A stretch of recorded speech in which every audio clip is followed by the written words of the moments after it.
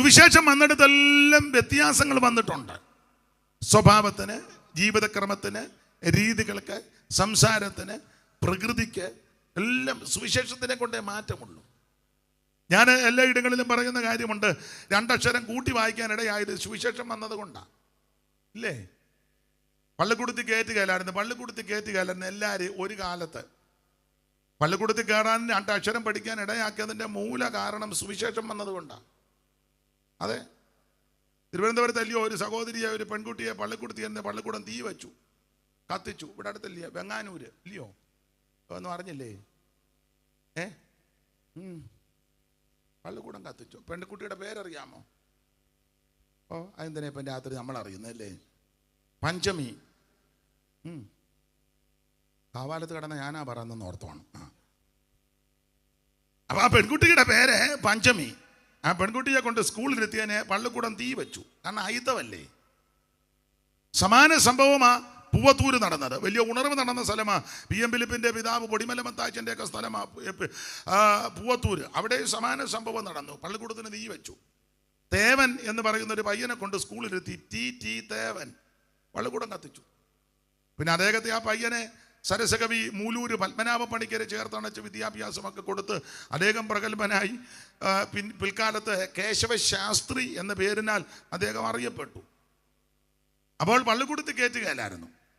അപ്പോൾ പള്ളിക്കൂടത്തിൽ കയറാനും രണ്ടക്ഷരം കൂട്ടി വായിക്കാനും വിദ്യ അഭ്യസിക്കാനും ഒക്കെ ഇടയായത് സുവിശേഷം വന്നത് കൊണ്ടാണ്. ആണെന്ന് രണ്ടക്ഷരമൊക്കെ പറയാനിടയായത് സുവിശേഷം. ഞാനെപ്പോഴും രണ്ട് ഇംഗ്ലീഷൊക്കെ പറയാൻ വന്നത് സുവിശേഷം വന്നത് കൊണ്ടാണ്. പള്ളിക്കൂടത്തിൽ കയറാത്ത അമ്മ ഇരുന്ന് ഗ്ലോറി എന്നാ പറയാന്ന് അല്ലേ?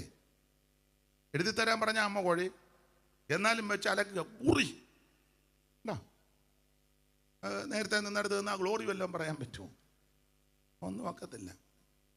അമ്മ ഗ്ലോറി പറഞ്ഞപ്പം അപ്പുറം ഒരു അമ്മ പ്രൈസ് ദ ലോർഡ് നോക്കുക. ഒന്നേ അപ്പുറം ഇന്ന് വിക്ടറി. ഇത് എഴുതാൻ അറിയാൻ മേല, എന്നാലും കയറി അടിക്കുക വിക്ടറി. വേറൊരു അമ്മ ഇന്നാൾ പറഞ്ഞു റൈറ്റ് നൗ. ഇതെന്നാന്ന് പോലും തളയ്ക്ക് അടിച്ച് മിന്നുക. അപ്പൊ ചുരുക്കി പറഞ്ഞാൽ രണ്ടക്ഷരം കൂട്ടി വായിക്കാനും പറയാനുമൊക്കെ ഇടയായത് ഈ സുവിശേഷം വന്നത് കൊണ്ടാണ്. നരഭോജികളെ, നരസ്നേഹികളാം ഉത്തമ സോദരരാകും. നരഭോജികളെ, നരസ്നേഹികളാം ഉത്തമ സോദരരാകും. വിമല മനോഹര സുവിശേഷം മംഗള ജയ ജയ സന്ദേശം. വിമല മനോഹര സുവിശേഷം മംഗള ജയ ജയ സന്ദേശം. എങ്ങും പുകഴ്ത്തുവിൻ സുവിശേഷം മംഗള ജയ ജയ സന്ദേശം. എങ്ങും പുകഴ്ത്തുവിൻ സുവിശേഷം മംഗള ജയ ജയ സന്ദേശം. എല്ലാ ഇടങ്ങളിലും ഉയർത്തുവാൻ, പുകഴ്ത്തുവാൻ, പറയുവാൻ, ഘോഷിപ്പാൻ പറ്റുന്ന ഒന്നേ ഉള്ളൂ, അത് സുവിശേഷമാണ്. ആരോടും പറയാ, എവിടെയും പറയാ, ഏത് സദസ്സിലും പറയാ, ആർക്കും ബുദ്ധിമുട്ട് വരികയില്ല. അതാ സുവിശേഷം. പറയാൻ കൊള്ളാവുന്നതും സുവിശേഷമാണ്. മറ്റു വിശേഷം ഒന്നും പറയാൻ കൊള്ളുക. നല്ല വാർത്ത ഇതല്ലേ സുവിശേഷം, സദ്വർത്തമാനം, ഗുഡ് ന്യൂസ്. നല്ല വാർത്തയാണ്. കേൾക്കുന്നത് തന്നെ ഒരു സുഖമാണ്. മറ്റു വാർത്തകളെല്ലാം കേട്ടാൽ നമുക്ക് പിന്നെയും ദുഃഖം കൂടുക, മനോസുഖം നഷ്ടപ്പെടുക. പക്ഷേ സുവിശേഷം കേൾക്കുന്നതോട് സന്തോഷമാണ്. അതിലെ തിരുവെഴുത്തുകളെ തെളിയിച്ചുകൊണ്ടപ്പോൾ ഉള്ളം കത്തിക്കൊണ്ടിരുന്നെന്നാ. ഇത് കേൾക്കുന്നതോറും കത്തലുണ്ടാകും. നമുക്ക് വലിയ കത്തലൊന്നുമില്ല, എന്നാലും ഇതങ്ങനെ കത്ത് വന്നാ. നിങ്ങളിപ്പോൾ പറയാം ഞങ്ങൾ മിനിഞ്ഞാന്നൊക്കെ നന്നായിട്ട് കത്തിയതാ. ആയിക്കോട്ടെ. അപ്പൊ എന്തായാലും കൊള്ളാം. ഇത് കേൾക്കുന്നതോറും സന്തോഷമാ സുവിശേഷം. അപ്പൊ എന്താണ് സുവിശേഷം? അത് യേശു ക്രിസ്തു. ഇനി ഓടിച്ചു പോകാം. സുവിശേഷം വന്നതല്ലേ വ്യത്യാസം വന്നത്? ഞാൻ എപ്പോഴും പറയും, പണ്ട് കാലത്ത് അയിത്തമുള്ള കാലമാ. റോഡേ നടക്കാൻ മേല, പട്ടിക്കും പന്നിക്കും ഒക്കെ നടക്കാം, മനുഷ്യന് നടക്കാൻ മേല. അടി തരും ഇത്ര അകലം ദൂരം നടക്കണമെന്ന ആണെന്ന്. പക്ഷെ അതിനെല്ലാം മാറ്റം വന്നത് സുവിശേഷം വന്നത് കൊണ്ടാണ്. വീറും വൃത്തിയായിട്ട് വസ്ത്രം ധരിക്കാൻ, ഇതുപോലെ വെള്ള തുണിയൊക്കെ ധരിക്കാനിടയായത് സുവിശേഷം വന്നത് കൊണ്ടാണ്.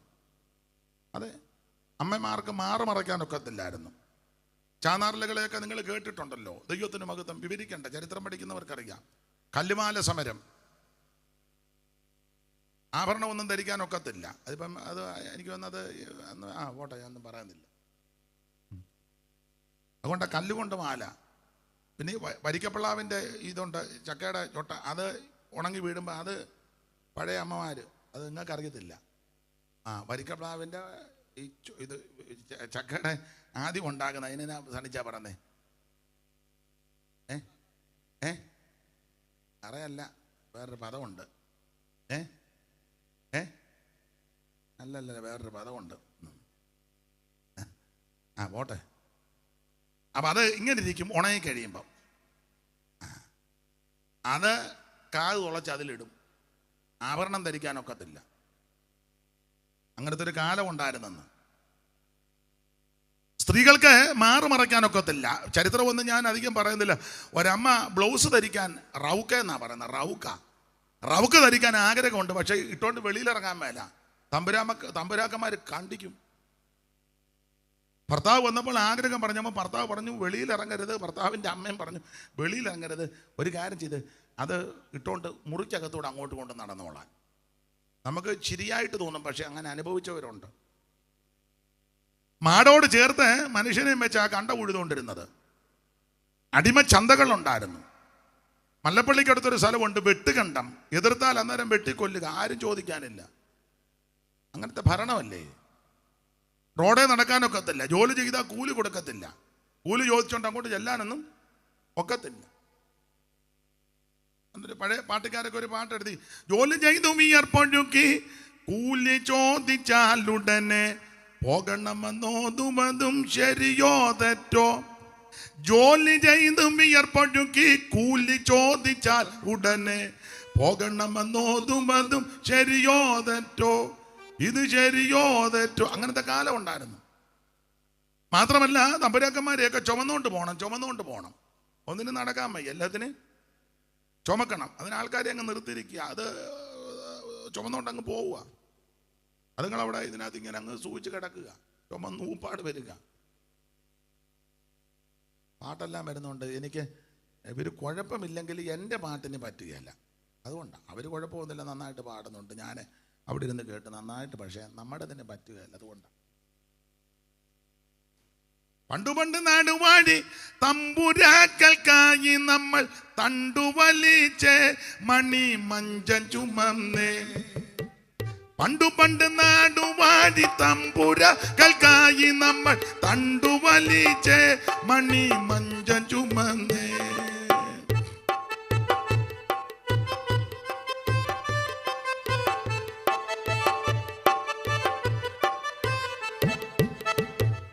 മണ്ണിൽ പണിയെടുത്തു ചത്തൊടുങ്ങിയ തലമുറതൻ അസ്ഥികൾ തോറും പൂത്ത പൂക്കളല്ലോ നാം.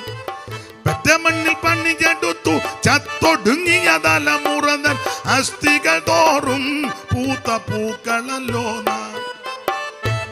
പണ്ട് നാടുവാഴി തമ്പുരാക്കൾക്കായി നമ്മൾ തണ്ടുവലിച്ച് മണി മഞ്ചം ചുമന്ന്. അവൻ മണിമഞ്ചം ചുമന്ന് തണ്ടുവൊക്കെ വലിച്ച് ജോലി ചെയ്താൽ കൂലിയും കൊടുക്കുകയില്ല. കൂലി ചോദിച്ച് അങ്ങോട്ടും ചെല്ലാനും ഒക്കുകയില്ല. മുറ്റത്ത് തന്നെ കയറ്റുകയില്ല. അഥവാ കയറ്റിയാൽ തന്നെ ഭക്ഷണം ഒന്നും എല്ലാവരും കൊടുക്കുകയില്ല. കൊടുത്താൽ തന്നെ ദൂരെ കുഴി കുത്തി ആ കുഴിക്കകത്ത് ഇലയൊക്കെ കോട്ടി അങ്ങനെയൊക്കെയാ കൊടുക്കുന്നത്. വലിയ ആയുധമുള്ള കാലമാണ് ഇത്. ഇപ്പം പറഞ്ഞാലൊന്നും ആർക്കും മനസ്സിലാകുകയില്ല. ഇതൊക്കെ അനുഭവിച്ച ഒരു തലമുറയുണ്ടായിരുന്നു. വളരെ മനോവേദനയോടെ ജീവിച്ചവരുണ്ട്. ആട്ടെ, ആ ഭാഗത്തേക്കൊന്നും ഞാൻ അധികം പോകുന്നില്ല. ദൈവത്തിന് മഹത്വം. ഇതിനെല്ലാം മാറ്റം വരുത്തിയത് സുവിശേഷം വന്നതുകൊണ്ടാണ്. CSIയിലെ സാൽവേഷൻ ആർമിയിലെ അനേകം മിശ്രതിമാര് ഈ നാട്ടിൽ വന്ന് ആമേ സുവിശേഷത്തിന് സാക്ഷ്യം വഹിച്ച് അധസ്ഥിതരാകുന്ന അധകൃതരാകുന്ന താഴേക്കിടയ്ക്കുന്ന ആൾക്കാരെ സ്നേഹിച്ച് സഹകരിച്ച് അവർക്ക് വേണ്ടതെല്ലാം കൊടുത്ത് ചെയ്ത് അക്ഷരം പഠിപ്പിച്ച് വിദ്യാഭ്യസിക്കുവാൻ ഇടമുണ്ടാക്കി അതിന് കാര്യങ്ങളെല്ലാം ഒരുക്കി അവർക്ക് എൻ്റെ ഭാഷയിൽ അങ്ങ് പറയാ സോപ്പും സൂപ്പും സാൽവേഷനും ഒക്കെ കൊടുത്ത് അവരെ രക്ഷയുടെ മാർഗത്തിലേക്ക് നടത്തി. അതാ സുവിശേഷം. അതുകൊണ്ട് എവിടെയും പറയുവാൻ, ഉയർത്തുവാൻ, ഘോഷിപ്പാൻ പറ്റിയ ഒന്ന് അത് സുവിശേഷമാണ്. ആട്ടെ, ആ ഭാഗത്തേക്ക് ഇനി അധികം പോകുന്നില്ല. എന്താണ് സുവിശേഷം? സുവിശേഷം യേശു ക്രിസ്തു. എന്തിനാ സുവിശേഷം? സകല മനുഷ്യരും രക്ഷപ്പെടാൻ. തീത്തോസ് 2:11 എല്ലാവർക്കും മനപാഠമായ വാക്യമാ. സകല മനുഷ്യർക്കും രക്ഷാകരമായ ദൈവകൃപ ഉദിച്ചു. സകല മനുഷ്യർക്കും രക്ഷയ്ക്കുള്ളതാ സുവിശേഷം. രക്ഷപ്പെടാൻ, രക്ഷിക്കപ്പെടാൻ ഒറ്റ മാർഗം, ഒറ്റ വഴി, നസറയനാകുന്ന യേശു ക്രിസ്തു മാത്രം. മറ്റൊരുത്തനും രക്ഷയില്ല. നാം രക്ഷിക്കപ്പെടുവാൻ ഒരേ ഒരു വ്യക്തി, ഒരേ ഒരു വഴി, നസറായനാകുന്ന യേശു ക്രിസ്തു. അപ്പൊ എന്താണ് സുവിശേഷം? യേശു ക്രിസ്തു. എന്തിനാ സുവിശേഷം? സകല മനുഷ്യനും രക്ഷപ്പെടാൻ.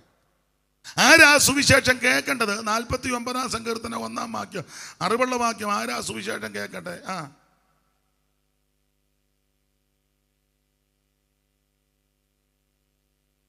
സകല ജാതികളുമായുള്ളവരെ, സകല ജാതികളുമായുള്ളവരെ ഇത് കേൾപ്പീൻ.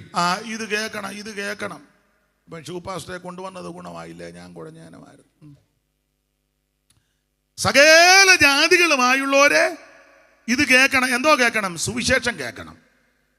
ഇഷ്ടമുണ്ടേ അംഗീകരിച്ചാൽ മതി, ഇഷ്ടമുണ്ടേ ഉൾക്കൊണ്ടാൽ മതി. പക്ഷേ ഇത് കേൾക്കണം. ഇത് കേൾക്കാൻ പറ്റുന്നതാ. ഇത് കേൾക്കേണ്ട വാർത്തയാ.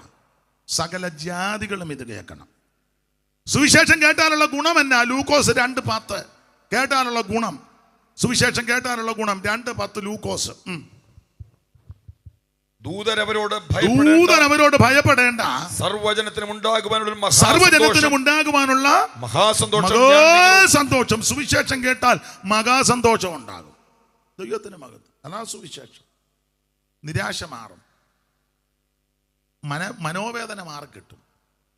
ജീവിതത്തിൽ തകർച്ചയും മനോദുഃഖത്തോടെ നിരാശയുടെ പടുകുടിയിൽ കിടക്കുന്ന ആരെങ്കിലും ഇന്ന് രാത്രി എന്നെ കേൾക്കുന്നെങ്കിൽ നിനക്ക് അവൻ സന്തോഷം തരുവാൻ പറ്റുന്ന ഒരേ ഒരു വഴി, മാർഗം സുവിശേഷമാണ്.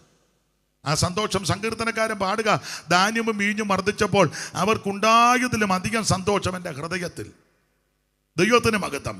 ഓശാനുകളിൽ ചിലപ്പോൾ കന്നുകാലി കണ്ടെന്ന് വരികയില്ല, അത്തിപൂത്തെന്നോ മുന്തിരിയിൽ ഫലമൊന്നും കണ്ടെന്ന് വരികയില്ല. പക്ഷേ അവൻ യഹോവയിൽ ആനന്ദിക്കും. ആ സന്തോഷം നമ്മുടെ ഹൃദയങ്ങളിൽ, അത് സുവിശേഷത്താൽ മാത്രമാണ് ലഭിക്കുന്നത്. മദ്യമോ മയക്കുമരുന്നോ ലഹരി പദാർത്ഥങ്ങളോ ഒന്നും ആ വിധത്തിലൊരു സന്തോഷം തരത്തില്ല. നിത്യസന്തോഷം തരുന്ന ഒരേ ഒരു മാർഗം അത് സുവിശേഷമാണ്. 5 പൈസ മുടക്കണ്ട, അര കാശ് മുടക്കണ്ട, അര മൈൽ നടക്കണ്ട, ഭൗതിക വസ്തുക്കളൊന്നും കൊണ്ട് കൊടുക്കണ്ട. അരി കൊടുക്കണ്ട, തേങ്ങ കൊടുക്കണ്ട, ഏത്തക്കൊല കൊടുക്കണ്ട, പൂവങ്കൊല കൊടുക്കണ്ട, പടറ്റി കൊടുക്കണ്ട, കണ്ണം കൊടുക്കണ്ട, കാളി കൊടുക്കണ്ട, ഒന്നും കൊടുക്കണ്ട. വസ്തു എഴുതി കൊടുക്കണ്ട, സ്വോത്രകാഴ്ച ഇടണ്ട. ഇവിടെ പിന്നിടുന്നത് ഇച്ചിരി പരുവക്കേടായതുകൊണ്ടാണ്.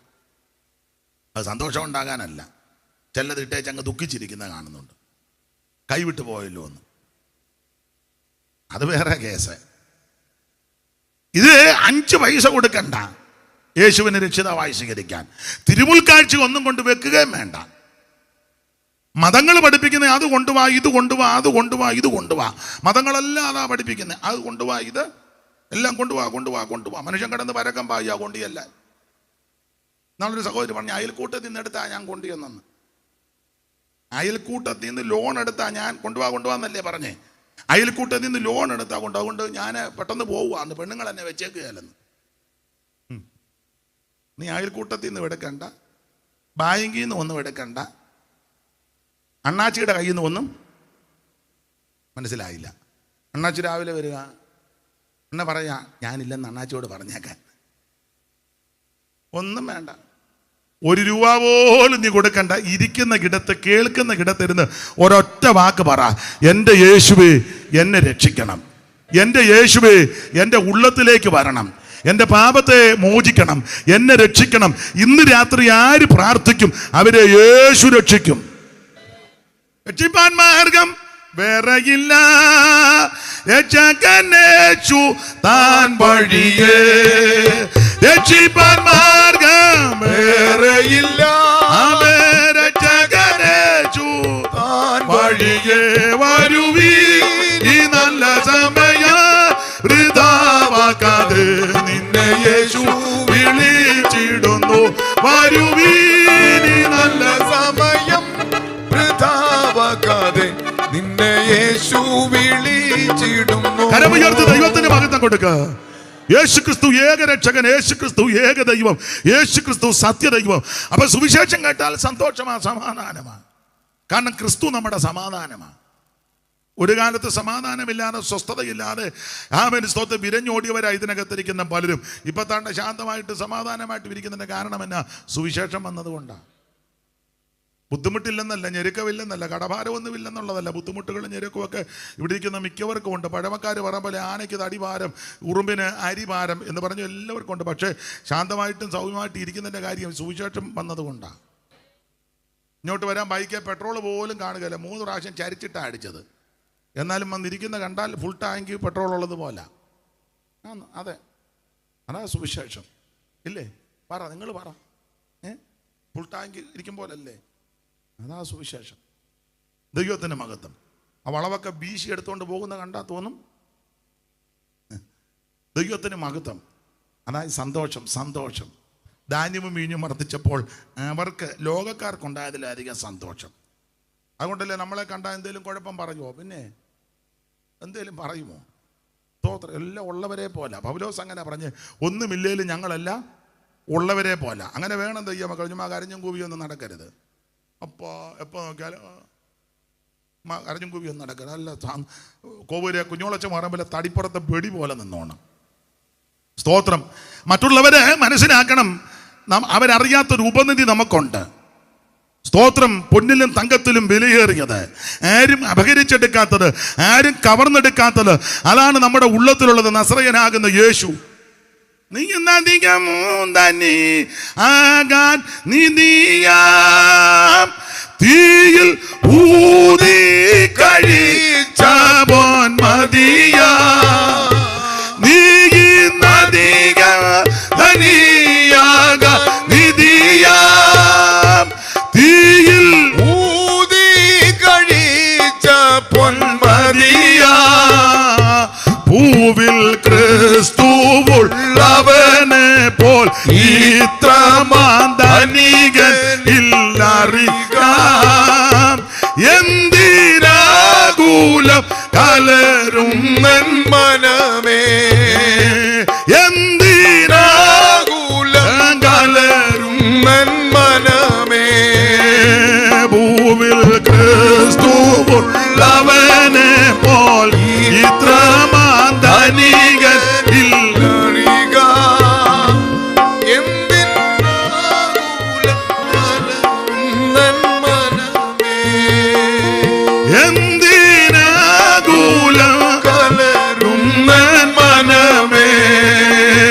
യേശു നായകൻ സമാധാനദായകൻ നിനക്കെന്നും ധനമേ. എന്തിനാകുലം കലരും മനമേ, എന്തിനാകുലം കലരും മനമേ. കരമുയർത്തി ദൈവത്തിന് മഹത്വം കൊടുക്ക. അപ്പോൾ സുവിശേഷം നിനക്ക് സന്തോഷം തരുന്നതാ. ഞാൻ ബാക്കി കാര്യം ആ ഭാഗത്ത് നിന്ന് പറയുന്നില്ല. സുവിശേഷത്താൽ സംഭവിക്കുന്ന പല കാര്യമുണ്ട്. ശരിയായി സുവിശേഷം പറഞ്ഞാൽ സംഭവിക്കുന്ന കാര്യമുണ്ട്. പലരും ശരിയായിട്ട് സുവിശേഷം പറയുന്നില്ല. എല്ലാം ഒരു പൊത്തുപരുത്തത്തിൽ പോവുക. ശരിക്കും സുവിശേഷം പറഞ്ഞാൽ പലതും സംഭവിക്കണമല്ലോ. ശരിയായി സുവിശേഷം പറഞ്ഞാൽ മാനസാന്തരം ഉണ്ടാകും. മാനസാന്തരം നിങ്ങൾ മാനസാന്തരപ്പെട്ട് സുവിശേഷത്തിൽ അതാ മാനസാന്തരപ്പെട്ട് എന്തുവാ ഈ മാനസാന്തരം? മനസ്സിലാകുന്ന ഭാഷ പറഞ്ഞാൽ തിരിച്ചു വരവാ. തിരിഞ്ഞു വരണം. നേരത്തെ പോയതുപോലെ അങ്ങനെ പോകരുത്, തിരിഞ്ഞു വരണം. അപ്പോസ്തലപ്രവൃത്തി 8:21 പഠിക്കുമ്പോൾ വഷളത്വം വിടുക, അതാ മാനസാന്തരം.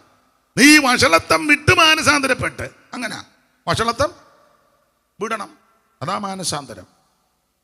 അപ്പൊ ശരിക്കും സുവിശേഷം കേട്ടാൽ 1 മാനസാന്തരം ഉണ്ടാകും.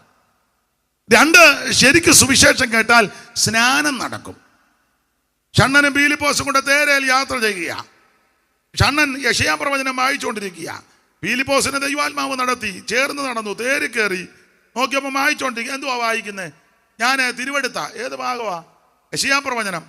ഗ്രഹിക്കുന്നുണ്ടോ? ഈ ഒരുത്തം പൊരുൾ തിരിച്ചു തരാൻ ഞാൻ ഉടനെ ഇരുന്ന് പൊരുൾ തിരിച്ചു കൊടുത്തു. പൊരുളെ തിരിക്കാവൂ, വേറൊന്നും പറഞ്ഞവനെ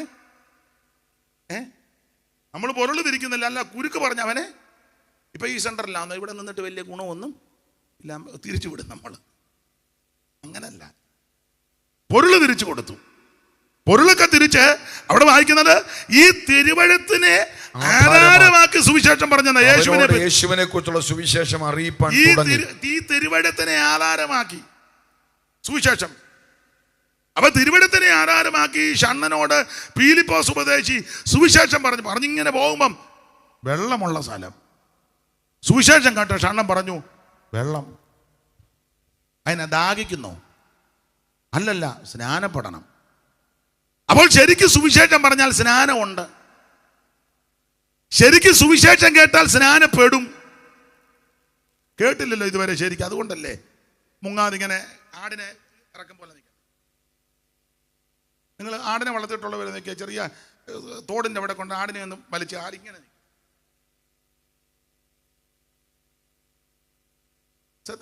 ഇല്ലേ? ഓ, നിങ്ങളെല്ലാം കുതിരയെ വളർത്തുന്നവരാ.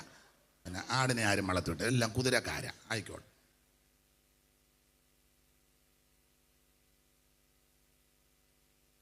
ശരിയായി സുവിശേഷം കേട്ടാൽ സ്നാനം നടക്കും. അതാ ഷണ്ണൻ പീലിപ്പോസോട് പറഞ്ഞത്, വെള്ളം വെള്ളം വെള്ളം. അതിനെ സ്നാനപ്പെടണം. വിശ്വസിക്കുന്നു എങ്കിലാകാം. അപ്പൊ ശരിക്കും സുവിശേഷം പറഞ്ഞാൽ ഒന്ന് മാനസാന്തരം ഉണ്ടാകും, 2 സ്നാനം നടക്കണം, 3 ശരിക്കും സുവിശേഷം കേട്ടാൽ പറഞ്ഞാൽ കേൾക്കുന്നവർ അഭിഷേകം പ്രാപിക്കും. ആ 10:44 വായിച്ചേ, അപ്പോസ്തല പ്രവൃത്തി 10:44. പത്രോസ് കൊർന്നല്യോസിന്റെ വീട്ടിൽ വന്നപ്പോൾ സുവിശേഷം പറഞ്ഞല്ലോ. ഈ വാക്കുകളെ പത്രോസ് പ്രസ്താവിക്കുമ്പോൾ തന്നെ വചനം കേട്ട എല്ലാവരുടെ മേലും പരിശുദ്ധാത്മാവ് വന്നു മിണ്ടാതെ മൃഗലിക്കാതെ ഇരുന്നല്ല. അവർ അന്യഭാഷ നിർത്തിക്കേ, എല്ലാവരുടെ മേലും പരിശുദ്ധാത്മാവ് വന്ന് ചിങ്ങനും. അങ്ങനെയാണോ? എല്ലാവരുടെ മേലും പരിശുദ്ധാത്മാവ് വന്ന് എല്ലാവരും നിരന്ന് നിന്നു.